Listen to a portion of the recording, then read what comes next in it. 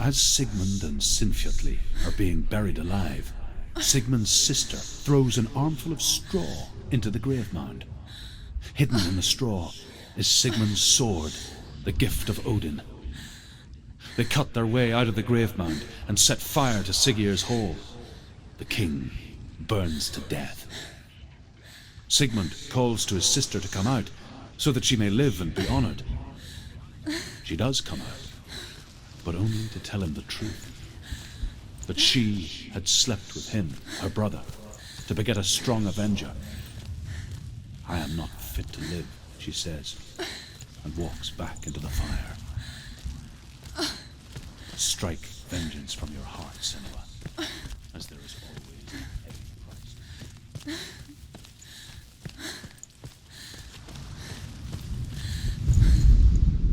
And here is the end of Sigmund's story. He was a fierce and great warrior who fought many battles. But one day, an old man came onto the battlefield.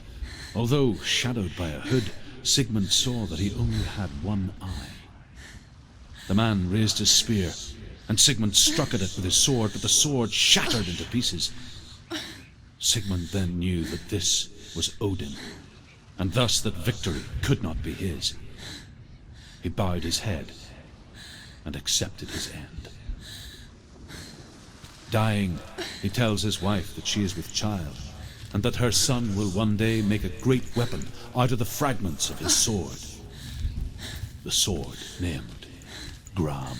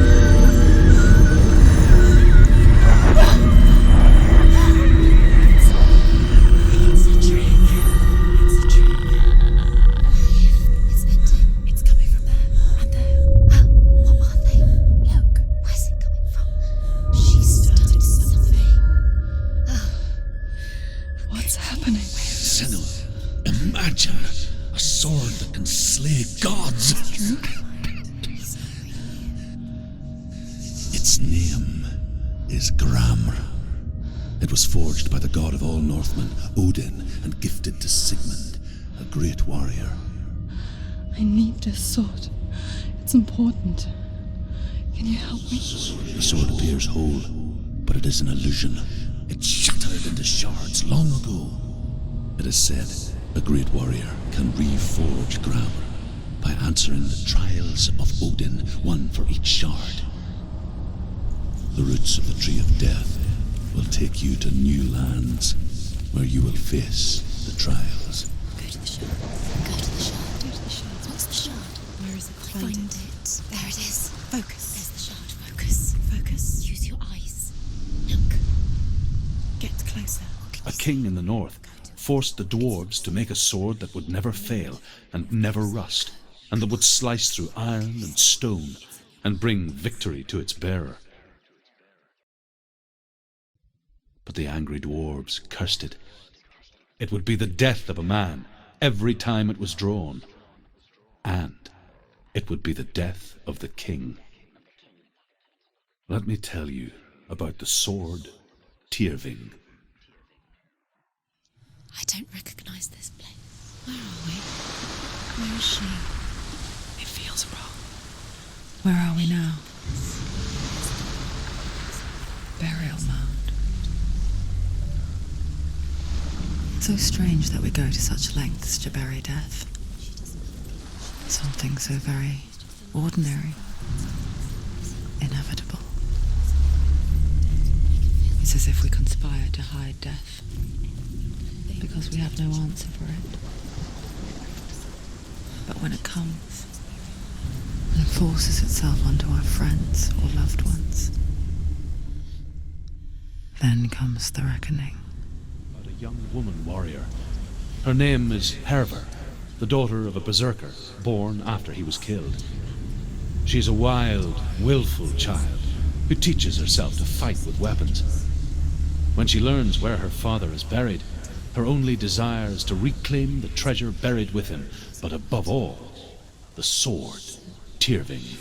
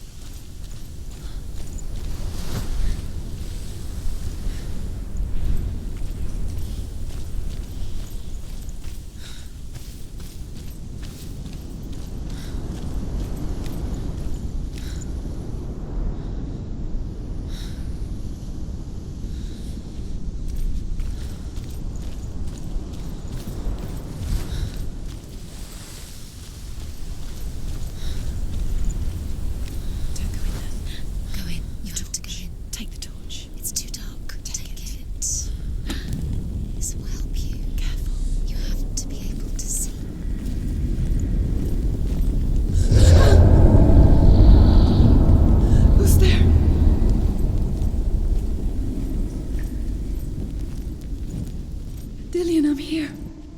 I'm here for the trials. Like when we first met, remember?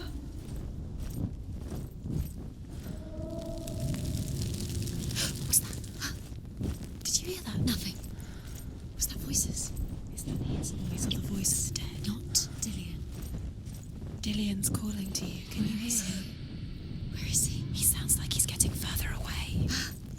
Have you lost him? You're going the wrong way. Herver disguises herself as a man to join a band of warriors, and soon becomes their leader.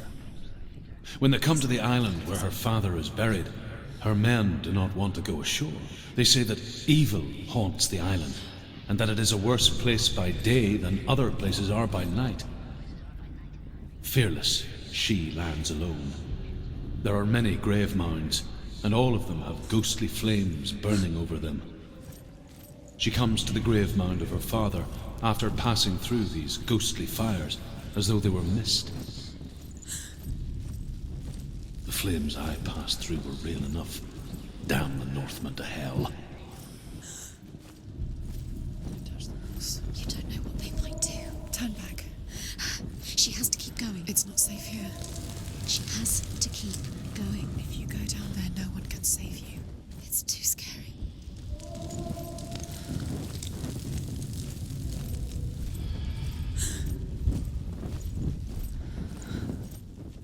I can hear him.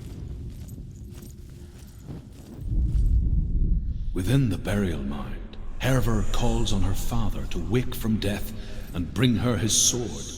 She says that it is not seemly for the dead in their grave mounds to bear valuable weapons. Her father answers with words of warning. You go to your doom. Baleful runes surround you. You have gone mad. You have lost your mind. Your thoughts are confused. It is dangerous to wake the dead. Like I said, she reminds me of you.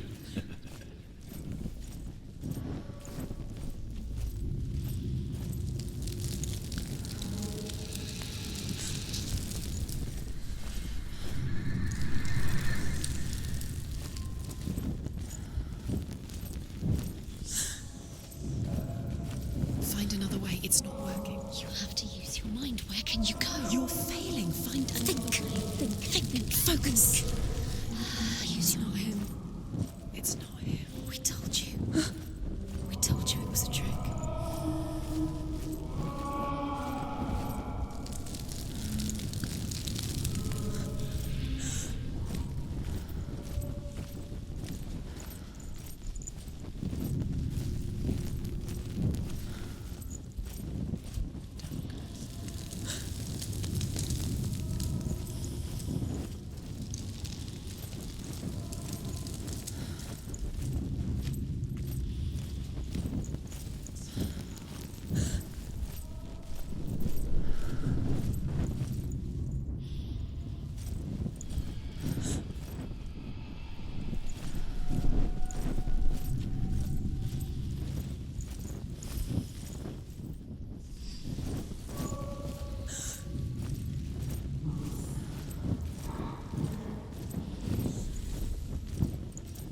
Doesn't sound like Dillion anymore. What's happening?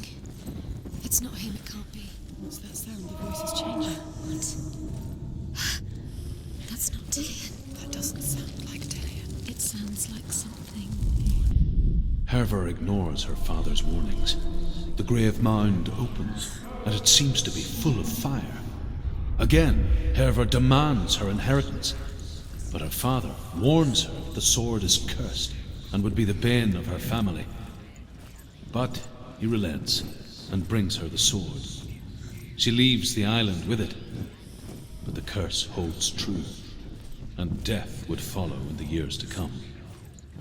And so, Senua, the misdeeds of a father have cursed his daughter.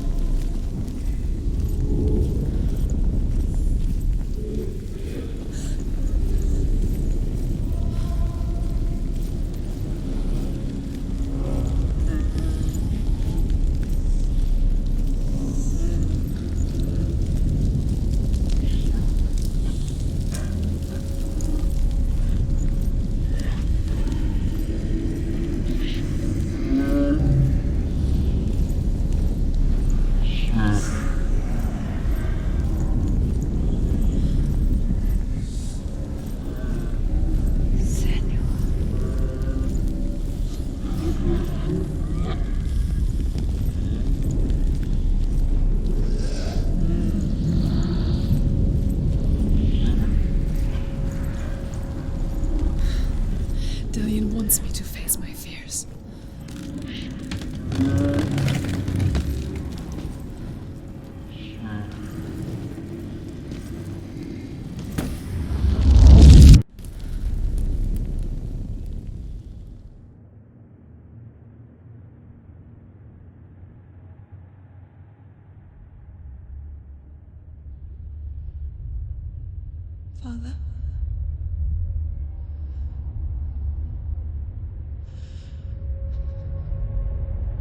I'm leaving. I've decided. I think it will be good for me.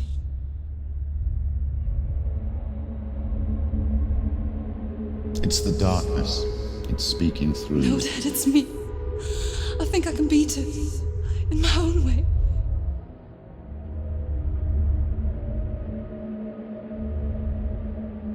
I can see the darkness in your eyes, child.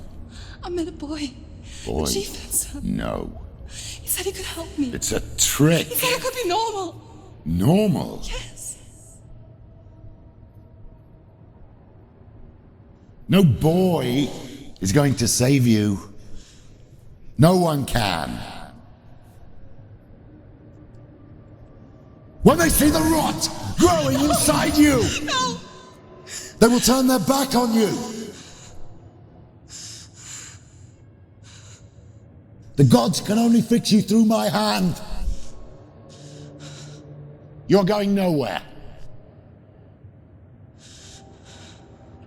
No. You will not defy the gods.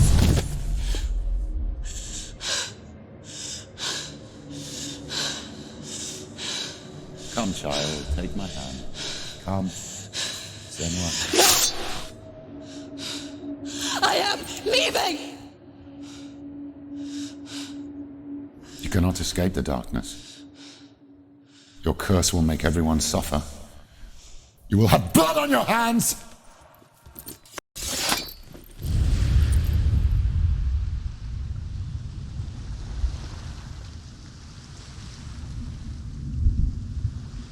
It's done. You did it, but there's more. Keep going. There's more. You're tired. You have to keep going. There's still more. There's always more to do. It's not going to be easy. You're getting tired. Can you do another one? It's too much. Have you got the energy?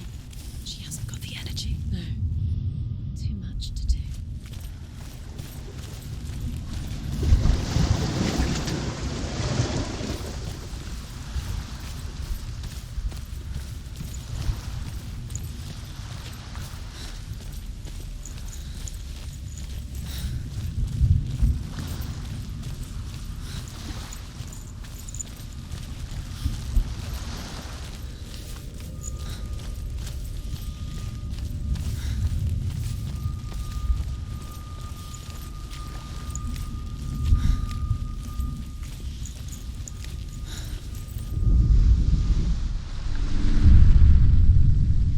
I saw once a plague strike northern lands of ice.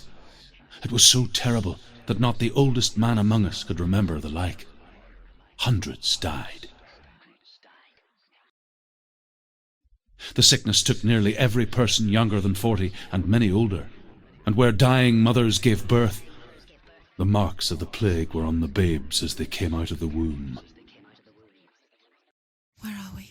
I don't like it. This place feels... What is this place?